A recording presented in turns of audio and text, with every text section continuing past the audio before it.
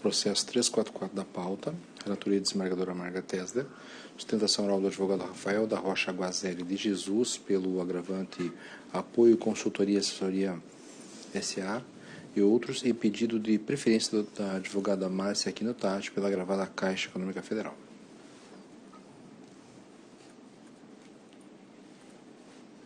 Bem, aqui se apresenta para sustentação oral e preferência o Dr. Rafael da Rocha Guazelli de Jesus. No caso aqui, Dr. Rafael, o que se pretende é caucionar ações do BESC. O eminente desembargador Fernando alude que já aceitamos a caução em casos semelhantes. E o meu voto se filia à última orientação da Corte, que é da terceira turma, que é de 1º de setembro de 2016, que não aceita a caução desses papéis. Mas, aqui, pelo que se verificou do andamento aqui, nesse agravo, não foi oportunizada uma conciliação, uma oportunidade de acordo, uma composição amigável. E eu estaria, em primeiro plano, antes de apresentar o voto, lhe dar a palavra para sustentação oral, sugerindo o encaminhamento deste processo aqui para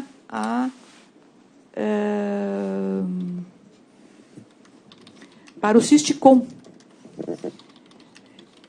E eu, então, consulto Vossa Excelência, já que não foi oportunizada na ocasião propícia, em primeiro grau, um acordo no sentido desse pagamento. Só uma questão de ordem, Excelência. Teve uma audiência conciliatória em primeira instância que não prosperou. Não prosperou porque a Caixa exigiu o pagamento à vista, daí o meu cliente não tem condição. Muito bem. Então, eu acredito que eu me equivoquei ao verificar sobre essa circunstância. Então, eu faço o relatório e lhe passo a palavra. Aqui, então, trata-se de um agravo interposto contra decisão que, em ação ordinária, visando a suspensão de exigibilidade do débito, indeferiu o pedido de antecipação dos efeitos da tutela. A parte agravante, suas razões, defende a possibilidade de caucionar o débito através do oferecimento de 6.867 ações preferenciais nominativas classe B do Banco do Estado de Santa Catarina. Sustenta a possibilidade da ação em pagamento, a teor dos descritos nos artigos 356 e 359 do Código Civil. Afirma que o artigo 300 do novo CPC possibilita que a caução seja prestada de várias formas, inclusive através de papéis de crédito. Aduz que a idoneidade da garantia pode ser vislumbrada no protocolo e justificação de incorporação do BESC pelo Banco do Brasil, bem como resta reconhecida a possibilidade de reembolso em espécie dos valores das ações ou substituição por ações equivalentes do Banco do Brasil. Alega a existente jurisprudência desta Corte, assegurando a validade e liquidez das ações para fim de caução. Requer o provimento do presente recurso para que seja reformada a decisão agravada, deferindo-se a antecipação dos efeitos da tutela para suspender a exigibilidade do débito e determinar a exclusão do nome dos agravantes dos órgãos de proteção do crédito, bem como para que seja tomado por termos a caução da garantia ofertada. Então, o pedido de antecipação foi indeferido, foram apresentadas contra-razões, esse relatório, de imediato passo a palavra ao eminente doutor Rafael da Rocha Guazelli. Obrigado. Excelentíssima senhora desembargadora e relatora Marga, excelentíssimo desembargador Fernando, excelentíssimo desembargador Ricardo, ilustre membro da Procuradoria Regional, demais serventuários, colegas, advogados, estudantes de Direito. O caso aqui, como muito bem relatado pela desembargadora Marga, é um agravo de instrumento que visa a concessão de tutela antecipada para retirar o nome da empresa agravante e dos seus fiadores, sócios, dos cadastros de restrição ao crédito. Convém aqui esclarecer a origem dessa dívida e também as condições atuais pelas quais passa a empresa agravante.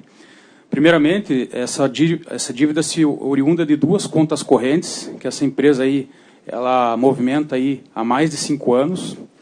Essa empresa é uma empresa que atua no ramo de consultoria, ela faz trabalho para diversos órgãos públicos, incluindo prefeituras, visando a readequação de valores, recuperação de créditos, e também trabalha para diversas grandes empresas na estruturação tributária e administração dessas empresas.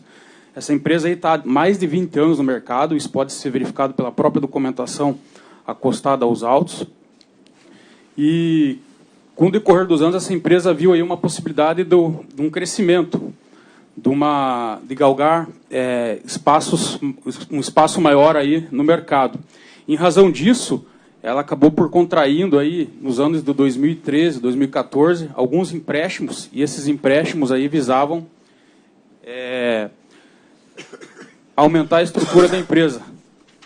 O que é aumentar a estrutura da empresa? O aumento da estrutura da empresa reside, primeiro, na ampliação da sede dela, reforma, aquisição de imóveis e equipamentos e softwares, que é a necessidade dos softwares, porque, como ela faz esse trabalho de consultoria integrado ao cliente, é necessário uma tecnologia, e essa tecnologia a gente sabe que não é barato, e os clientes a cada dia exigem mais, no caso do prestador de serviço.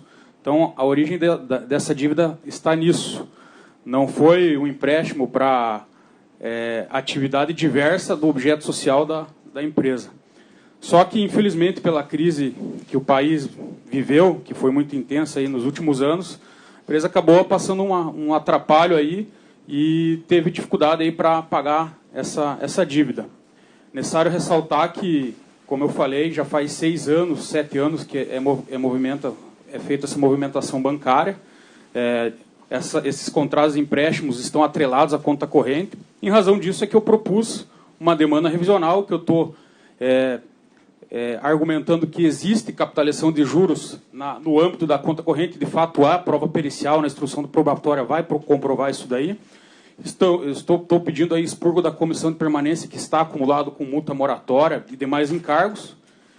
E, aliado a isso, meu cliente não está se furtando de pagar, mas primeiro ele quer saber qual a real dívida dele. E para apurar essa real dívida é necessário uma perícia, toda uma instrução probatória. Nesse meio de tempo, meu cliente não pode aguardar os deslindos do processo com o nome da empresa nos cadastros de restrição ao crédito, que, como eu muito bem falei aqui, é uma empresa que presta serviços aí para órgãos públicos, e a gente sabe que tanto para angariar novos contratos, como para obter o recebimento de contratos em andamento, é necessário estar com as contas em dia. E nessa situação aí, até juntei os memoriais, entreguei pessoalmente, juntei memoriais nos autos, em que é possível verificar que, após a inscrição do nome da empresa nos cadastros de restrição ao crédito, se verificou aí uma queda do faturamento em quase 6 vezes. A empresa, no mês de abril, não tenho aqui exatamente o mês de abril, faturava em torno de 600, 700 mil, no mês posterior e em diante, no entorno de 100, 100 e poucos mil reais por mês. Tudo isso em decorrência desse problema aí de inscrição do nome dela nos cadastros de restrição ao crédito. Agora, então, primeiro requisito, perigo de dano irreparável, eu acho que está bem claro.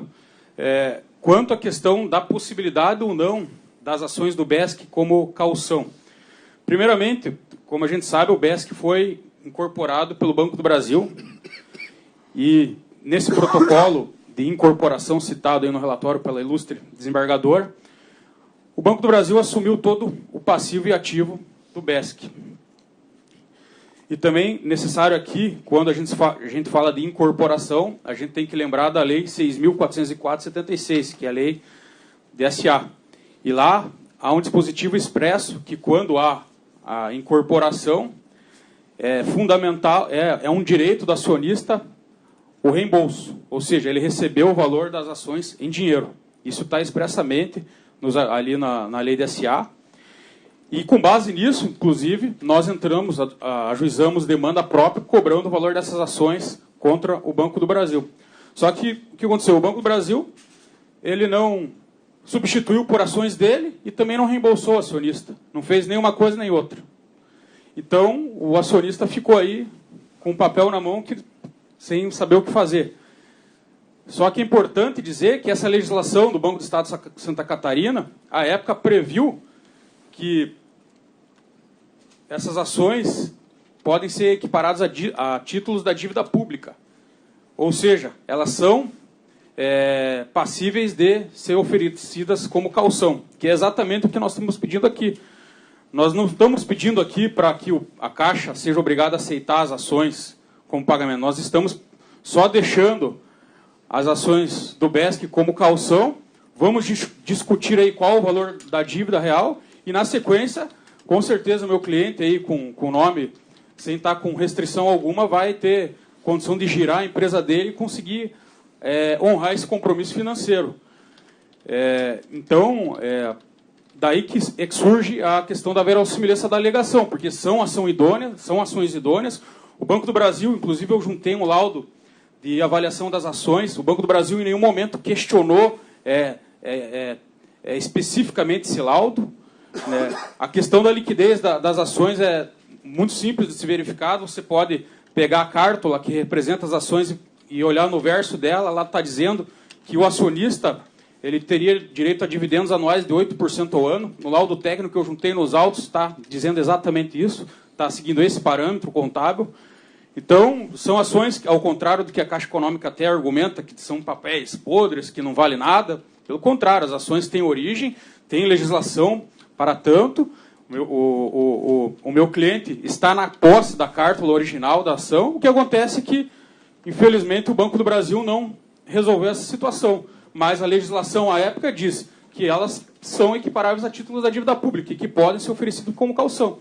Então, nada mais estamos fazendo o que a lei nos dá direito. E até porque o meu cliente não tem condição de prestar nenhuma outra caução em decorrência da atual situação financeira da empresa. Então, a minha sustentação é isso. Eu peço provimento do recurso para que seja concedida a tutela antecipada para excluir o nome da empresa e dos demais agravantes dos cadastros de restrição ao crédito. Era o que continha. Obrigado. Bem, conforme eu já antecipei,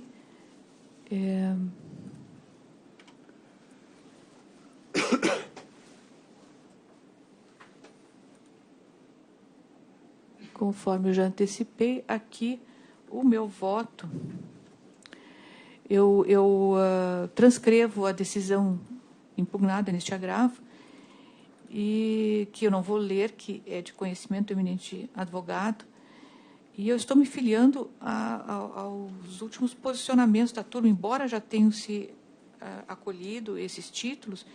Por último, nós temos precedentes em não acolher esses títulos para a finalidade pretendida.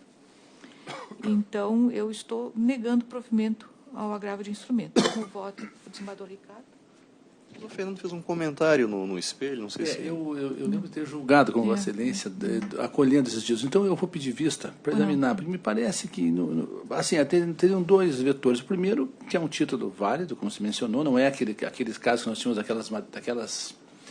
daquelas títulos antigos, que já vinham até com laudo de... E aqui é um título válido, e me parece que tem de subjacente a questão da recuperação de uma empresa, enfim, que está prestando serviço. Mas eu vou, então, pedir vista, senhor presidente, para examinar, porque não me recordo, lembrado por vocês, não me recordo de ter alterado esse posicionamento. Eu estava na cabeça com aquele posicionamento anterior. Eu lembro dos casos anteriores que nós, em dois casos aqui, nós acolhemos. Foi acolhido quando se discutia para que a empresa, enfim, se debata lá o valor e eventualmente até chegue a um acordo enquanto vai exercendo suas atividades, como mencionado, tem um faturamento até... Então, para examinar essa questão, eu peço vista e trago o mais rápido possível para a gente terminar esse julgamento. Então, após o voto da relatora negando provimento ao agravo de instrumento, Vossa Excelência vai aguardar? Aguardo. Pediu vista do desembargador Fernando, aguardo o desembargador Ricardo. Bom, doutor Rafael, até uma próxima oportunidade, então.